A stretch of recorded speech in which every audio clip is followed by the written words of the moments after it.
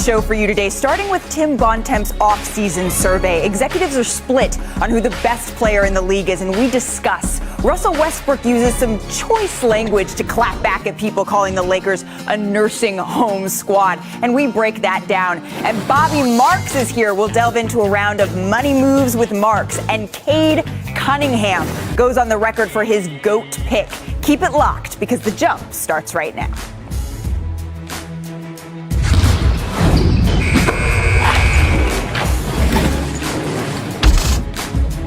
Welcome to The Jump. I'm Malika Andrews, and we will have Dave McMenamin and Nick Friedel joining me on set shortly. But first, let's get to our NBA insider, Tim Bontemps, who just today released his NBA offseason survey of executives and scouts throughout the league. Tim, welcome back. Great to be here, Malika. Thanks for having me. Much appreciated. We're excited to get to chat with you a little bit. So who did those who participated in your survey feel made the best moves this offseason? Well, the runaway winner for that, Malika, was the Miami Heat getting Kyle Lowry in that sign and trade to open free agency back on August 2nd. And it's easy to see why. You know, Kyle Lowry's a two-way player, a tough, gritty, hard-nosed guard, and really is the epitome of a Miami Heat player.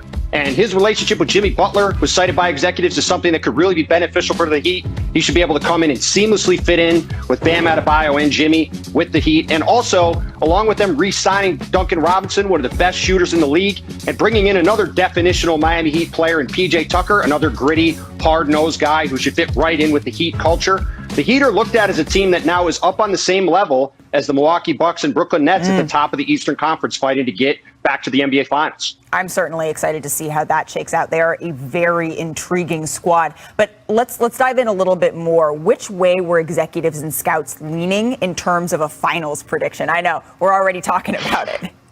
Well, look, that's what everybody's been doing since the offseason began with Russell Westbrook going to the LA Lakers, right? And the two teams that came out on top, not surprisingly, are the Brooklyn Nets and those Los Angeles Lakers, with the star-studded, star-powered teams that are going to be meeting on Christmas Day across the street from where you guys are at Staples Center. And team executives around the league think that those teams are going to be the ones to come out of their conferences and make it to the NBA Finals. Now, the Nets are a team that everybody certainly expects to get there. Really, the only impediment to them getting to the Finals, even winning a title from the eyes of executives, is their health. Are they going to be able to stay on the court like we saw in the playoffs where James Harden and Kyrie Irving both went out in that second round series against the Milwaukee Bucks with injuries? But what was more interesting to me was what happened in the Western Conference, where the discussion about the Lakers really centered around them sort of being the default selection in what is seen as a wide open Western Conference. The Golden State Warriors got a couple votes. The Utah Jazz, last year's number one seed, got a couple votes. You know, the Denver Nuggets also got a vote with people expecting Jamal Murray can get back. So, you know, the Lakers are kind of seen as, well, if we don't really know who to pick in a wide open conference, let's go with LeBron James and say that, you know, as we've seen over the last decade, that's a pretty good way to go. So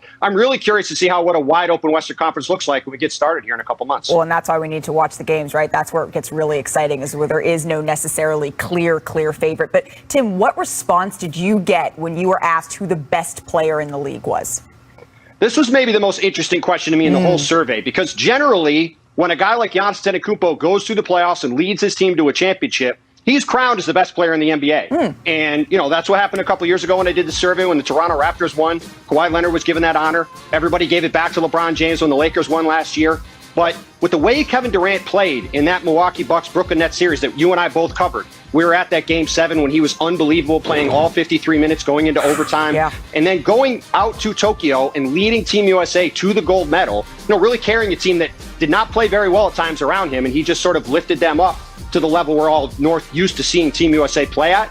That led to Kevin Durant getting just as many votes as Giannis Antetokounmpo in that survey. And with the Bucks and Nets looking like the two best teams in the league, maybe on a collision course to play again in the playoffs, that's probably going to be a conversation we see go on throughout the season, all the way until maybe next May or June when they meet again, potentially in an Eastern Conference Final showdown. Absolutely. And this is fascinating stuff. I encourage everyone to go and check out the survey. The internet is buzzing about it, including some players. Thanks so much for joining us today, Tim. We will catch up again soon. So the survey, though, it was split between Giannis and KD as the best players in the game. I want to come back into studio now. Dave, put your GM cap on. Where do you stand on all of this? Well, I'm always going to lean offense. It's just the type of basketball that speaks to me, and so I will speak to you. I'll give the edge to KD here, and it's the slightest of edges, of course. We're talking about the best player in the NBA, so both these guys belong in that conversation, but there's something that KD does on a basketball court that Giannis simply can't do, and that's make three-pointers. And there are many times in a game where that is required of your best player. Giannis shot 19% from three in the playoffs. He won the championship, and he's a better defensive player than KD is, but I see that as a hole in his game still, so I give it to KD. Well, and remember, in the playoffs, Giannis even said, don't compare me to KD. KD is a player in himself who's Giannis views as one of the greatest, if not the greatest. So he doesn't even want to get into that comparison. But according to Bontemps' survey, Nick, I do want to hear what you kind of think about all of this. It's got to be KD. And the scariest part is, guys, KD is coming off a season where there was still a little bit of rust coming off the Achilles injury. Yeah. And the next season, for any player that goes through that type of rehab, is always better. So to see where he was in the playoffs, to see where he was in the Olympics, to see where he's going to be in that second year. And Dave, I know Giannis is a better defensive player now, but KD never gets the credit defensively that he deserves because he's so long, he's so athletic. 2 years post-op, I think he is going to be fantastic. And if he stays healthy, I think he's going to be the MVP. Whew, he's going to be the MVP. Interesting. That should have been a survey. Yeah, Bontemps, are you still hearing that? That should be a survey question next year. But according to Tim Bontemps' survey, the Lakers and Nets, they're predicted to make the NBA Finals. So, Nick, I know it's August, but what's your way too early NBA Finals prediction? If the Nets are healthy, the Nets are coming out of the East. Every year I sit up here, y'all, and I go, I think it's Utah's time. And every year they disappoint me. So what am I going to do right now after spending 5 minutes thinking about this before the show?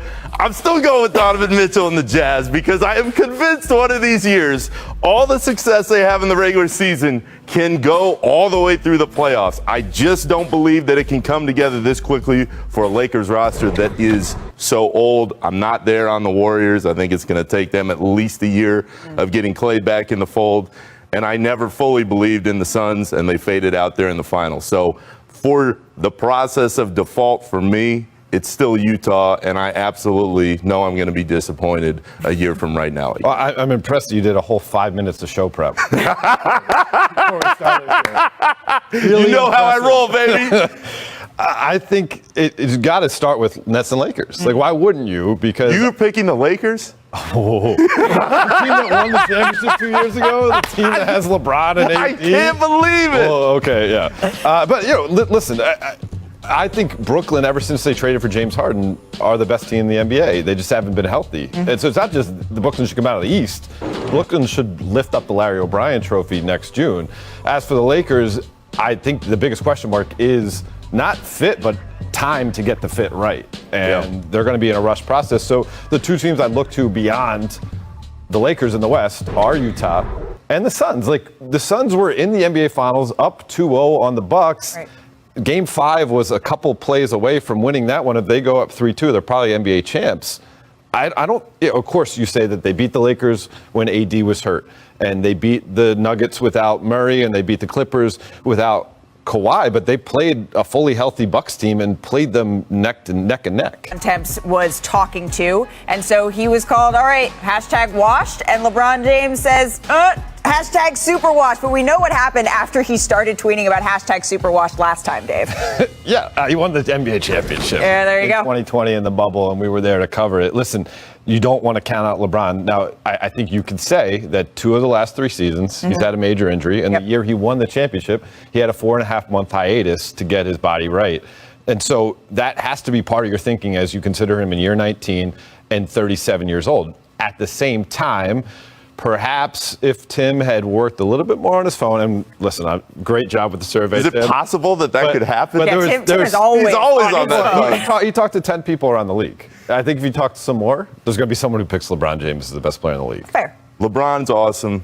Nobody is discounting that. The issue for me is that Lakers roster on the whole is pretty old. And we're not used to seeing that many key pieces have to stay healthy for that long and then get in the playoffs and play it the way we know they're capable. So that's what scares me. But on the whole, The West, there is just nobody that I feel sure on. I feel really sure on Brooklyn if they're healthy. I still think Philly might scare some people if they can stay healthy, but Milwaukee too. Milwaukee Absolutely. too, especially with the momentum that they created in the finals. But the West, for the first time in years, does not have that team as we sit here right now that I go, yes, I know for sure they'll be there. Well, and if the Lakers do end up being the team that does win a championship, they will be the oldest median age of teams to do so. There have been 5 teams in the NBA who have won with a median age of over 31. The Lakers is closer to 32. So I'm not saying we'll get into this more a little bit later in the show. I know Russell Westbrook had some things to say about it, but if they are able to do this, there is only a small amount of precedent for this age group being able to win it all. But coming up,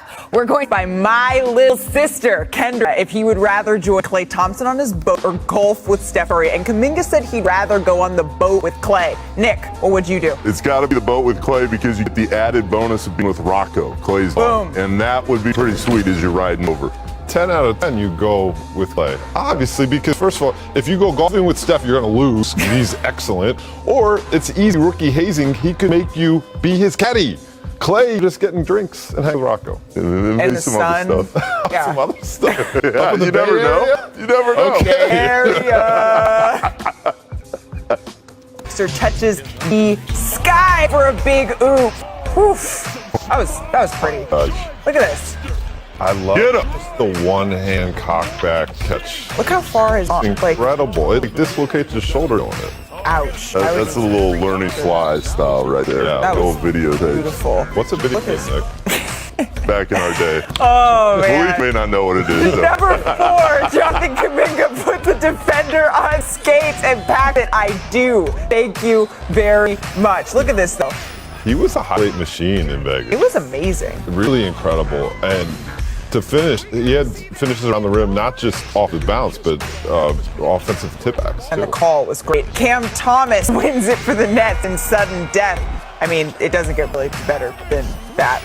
Like, that's what it's all about. And if you can get a little more production off that Brooklyn bench, oh my, they're going to be loaded up. And that was in Bontemps' survey about Jeff Green. How much concern did they have about their bench? He helps with that. Number 2, Kai Jones is all over Kenneth Reed, the vet. Didn't have to do the manimal like that. It wouldn't have happened for Reed back in the day, but that one was Actually, rough to watch. Kind of a business decision by Fareed there. Yeah, like I'm not going to be need on a poster today. Well, number 1 goes to Greg Brown as he goes through the legs on the break. That is dunk contest worthy material in the middle of a game. Bulletin board. Bam. Sign him up. I mean, hey, that's beautiful. Loved it. LeBron was watching. He showed some love to Brown, too. I mean, my goodness. On the break, sheesh. Coming from a guy who once threw it off the backboard to himself for a dunk in an NBA final game. Yeah. It's someone who you really deserve. You want to hear that kind of stuff from, well, Mark Spears knows a little something about dunks and lap this time. We'd like to bring in our senior writer for The Undefeated, Mark Spears. It is great to have you on, Mark. Good to see you, homegirl. It's good to see you too, my friend. Let's get into some Summer League edition of Jump Ball. First up, it's the top 2 overall picks in the draft showed out at Summer League. So, Mark, who is more likely to win Rookie of the Year, Cade Cunningham or Jalen Green? Well, they're both going to be on bad teams, but I'm going to go with Jalen Green. Most of it is because he played in that G League. The G League taught him the speed, taught him how to adapt and against older guys. And also, I think Cade's going to have a lot more pressure on him. Playing in Detroit, being the number 1 pick, the spotlight's going to be big on him, whereas in Houston, I don't know how much they're going to be paying attention. But I think ultimately Green's going to show you that the G League Ignite is a great place to go to get ready for the NBA quicker. Absolutely.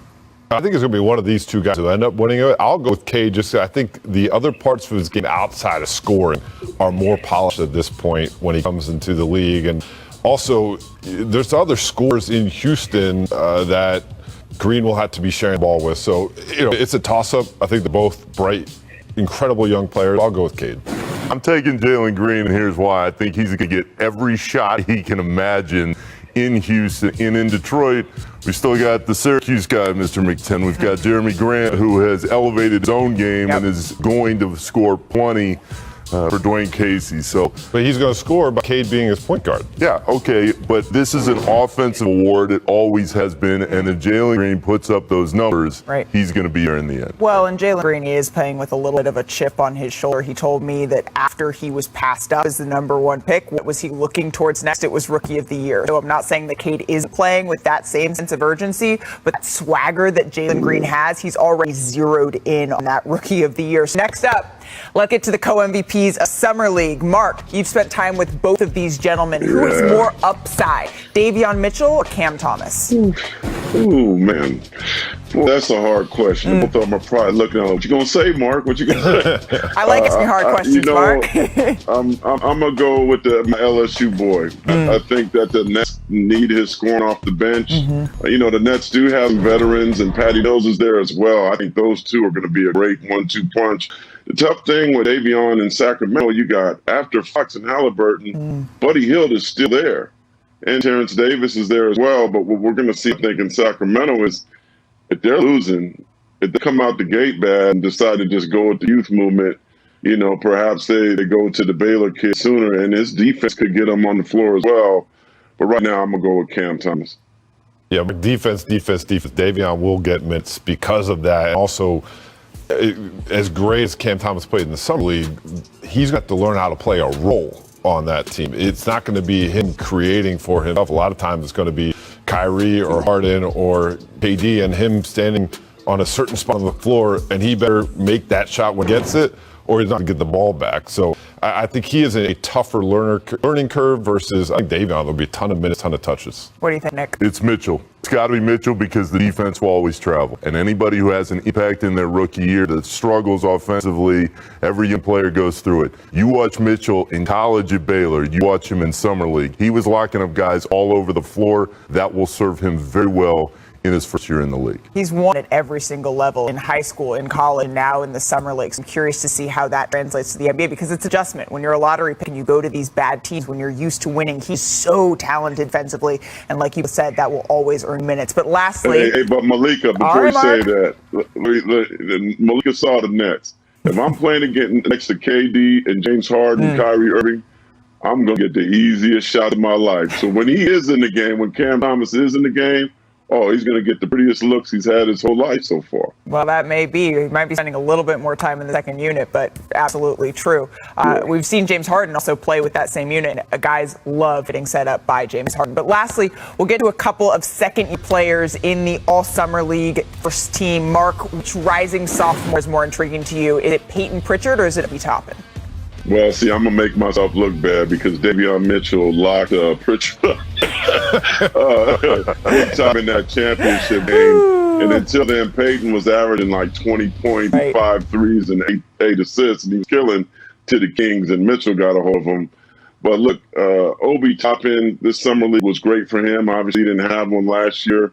He averaged 21 points, made 2 threes, he 8 rebounds, and he's got more confidence, more relaxed. His shooting and rebounding improved, and the Knicks need him. They need him in that front court. They're fine with the guards, and Julius needs some help to go alongside with him. So I like Obi Toppin right here.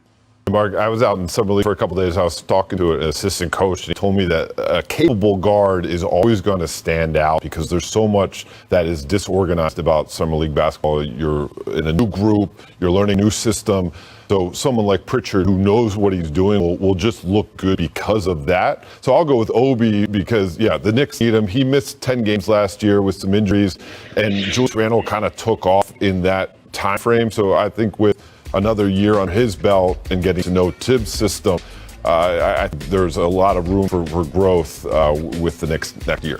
Guys, give me Obi Toppin. Tibbs loves him. He was starting to trust him early last year. We know Tibbs doesn't always love rookies instantly. Now Obi's in his second year. He's going to get his minutes in New York. He's not afraid of that stage. And I know when that confidence builds for a younger player, especially in that market with that coach, it can go a really long way. You know who else loves Obi Toppin? It's Madison Square Garden fans. When I was in there during the playoffs, Bobby Portis and the way that Pfizer Forum so famously reacted to him, Obi Toppin got moments of that in freaking Madison Square Garden. And so clearly there's that synergy there as well.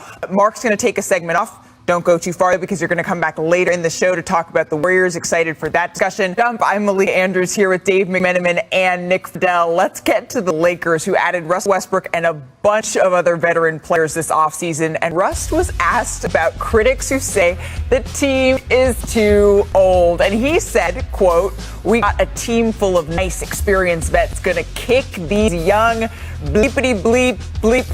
Dave, you cover the Lakers. What do you make of these bleeped out comments from Russell Westbrook? Well, they better beat these young teams he's talking about. That means they're the teams you're playing a regular season. They better rack up a lot of wins. And Melo said in his introductory press conference that we all know what we're here for and we got to win. There's that built-in pressure here. Now, in the playoffs and the finals, should they get there, there won't be young teams. There'll be more veteran-laden rosters.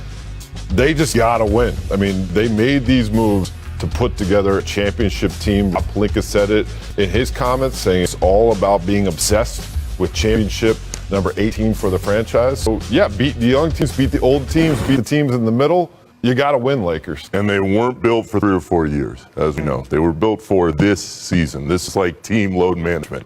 Every day you're going to be tweeting out, oh, God, okay, somebody else is sitting down. Because the key is not these games in February or March. They need to be ready for the postseason. If they get there, I think they can have a legit chance. My fear is when you have that many older guys, even as proud as they are and as talented as everybody is, LeBron on down, you just worry about the health staying there for 82 games plus a long postseason run. Well, we just saw a graphic, right? 31.8, as I mentioned at the top of the show. That would be the oldest roster to win. There are 5 teams that have a median age of 31 that have won in the past, but that is it. So, Dave, what have you been hearing about sort of how the Lakers are viewing this? Forget outside critics, inside the team, how are they viewing this age dynamic? Well, you know, Frank Vogel is one of the most counterintuitive things you'd think with a aging roster is that we want to be a fast-breaking team.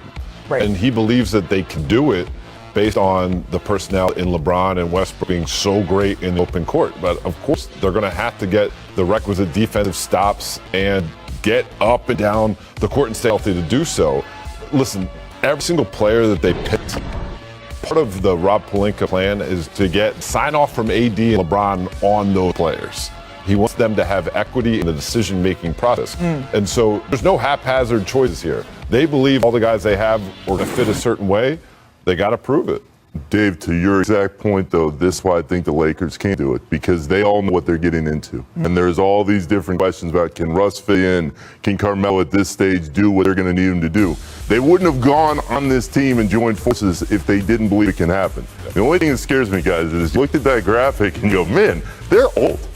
Like, they are legitimately pretty old, but they got a hell of a lot of talent. You just wonder if the talent together is enough at this stage in their career. Well, LeBron continues to weigh in on the age factor. Thank you, as if I didn't need more to. I think that's a gas emoji to gas me. Hashtag washed king. So clearly this is going. Here we go again. Nick, you're going to be saying that all season long. You're going to be calling up Dave, and you're going to be saying, here we go again. This is a discussion again and again. We also know the Lakers, right? They've made some changes to their training staff to try to maintain that health, right? Yeah, they were ravaged by injuries last year, and they made a decision to completely overhaul their training staff. And we'll see. I mean, it was kind of a knee-jerk reaction to what occurred on the court. You could say that they were free injuries, but they're trying to get ahead of that by putting health at a premium. I hope your gas tank is ready to go, because the amount of storylines and soap opera in this team this year, you better load it up, baby, because every day I'm going to get a text like, October 19th, you're right around the corner. And you're not going to, not a day sooner. Let's move on to NBA 2K 2022 ratings, which have stirred up a lot of buzz online. We know LeBron's been tweeting a lot about some other stuff, but this is on there too. Here's KD when he was asked about his rating, what it should be in this year's game. Take a listen. I think my rating should be a 99 on 2K. I work extremely hard. I make shots from all over the floor. I'm a solid passer. I think I'm a great passer, great rebounder. Yeah, pretty much everything great. That's why I should be 99. Well, Well, we talked about at the top of the show how much KD, whether or not he is the best player that GMs want to build around. So players are weighing in. LeBron said that KD's 96 rating, it should be a 99. Trae Young said about being rated an 89 overall. Feel like we do this every year? Y'all ever gonna get it right? And here are the highest rated players in the game. KD, Steph, LeBron, and Giannis are all tied at 96 overall. So Nick, should players care about this stuff? Hell no. Hell no, they shouldn't be worried about it. This is the most competitive group of dudes maybe on planet Earth. So it's always a topic of conversation. It's always a lot of ego in play, a lot of pride, and I understand why it matters so much to all these guys, but they shouldn't spend their time worrying about that. Just play the game, and we know when you watch who the best of the best are. 2K needs to change the scale. 96 is what Kevin Durant is, then it should be 0 to 96. There's nothing better than Kevin Durant or Giannis Antetokounmpo or Steph Curry or LeBron James in the NBA. So why even have anything above that if you're not going to give it out? As for you, Nick, you're at least an 86. That means you're an 87, right? Just a smidge. And he's talking about beard specifically when he's giving himself that little extra edge. We know how he feels about yours. But we also know, right, like when we're talking about whether or not players care about this has become a part of NBA culture, right? And these guys are so attuned to that and to paying attention to that. And it goes back to in that KD Draymond interview that was released yesterday, part of what they were talking about, not NBA 2K specifically, was about pride, was about egos, was about when you get these guys into a room, sometimes that's when things get a little bit bigger than you might think they would be. This is another one of those cases. It's something that's out there. Trae Young, I don't know anything about 2K ratings, but I was a little bit surprised him and Zion have the exact same rating. So this is it's a subjective scale. Yeah, one of the gamers who is on our staff informed me that the rates actually go up now as the season goes on and it's updated through the internet. I sound like a really old dude playing that, but yeah. So it does change. Everybody's always looking for motivation. It reminds me of Steph reading tweets at halftime to pump himself up. There you go. Everybody needs it somewhere, and with these 2K ratings, got some room to get better. But taking a look at the women's top-rated players, WNBA Finals MVP Breanna Stewart leads the way with a 95 overall rating, and NBA 2K 2022 cover athlete Candace Parker is the fourth highest-rated player with a 93 overall. So, Dave, should the cover athlete, should they automatically be the highest rated player? No, this is the Peyton Hillis rule. It's a NFL Madden. Wow. 2 years back. There's a throwback, out baby. of his bag. The running back on the cover. I mean, he certainly wasn't better than half the NFL at that point. So, no, it's a great honor for Candace. She's tremendous. She's going to do a great job in Chicago, but no, I think 93 is just fine for her. Absolutely. Well, it's exciting to see that she was the first woman on this cover. She said she wanted to change the game for women, and she is certainly doing that. But coming up, we have Mavericks are hiring two-time WNBA champion and current LA Sparks Tolliver as an assistant coach, and Tolliver previously worked with the Wizards as an assistant. Dave, the growing trend, teams bringing in active WNBA players to their staff. What do you think of that? I think it's wonderful, and certainly with the WNBA being around for so long, there are so many capable professional women's basketball players that can bring that perspective to an NBA staff. Especially with the Mavericks and the issues they've had in the last couple of years, this is a great move, and I think she's really going to help get that staff together. Yeah, we've seen some really talented women and, as Dave said, qualified, paired women taking up these roles, and it's really great to see.